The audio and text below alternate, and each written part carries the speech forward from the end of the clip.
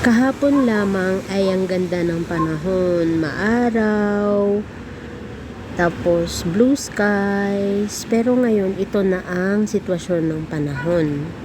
Today is November 10.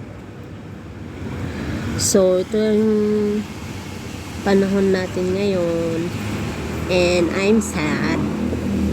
Ewan ko, hindi ako fan ng ulan. Mas fan ako ng araw, pero wala tayong magagawa. Yun ang tinakda ng kalikasan. Kaya mag-ingat na lang tayo sa lahat ng dadaanan ni Bagyong Nika. Maging handa at be safe. Kung kailangang lumikas na po, at wag nang hintayin maggabi pa para hindi tayo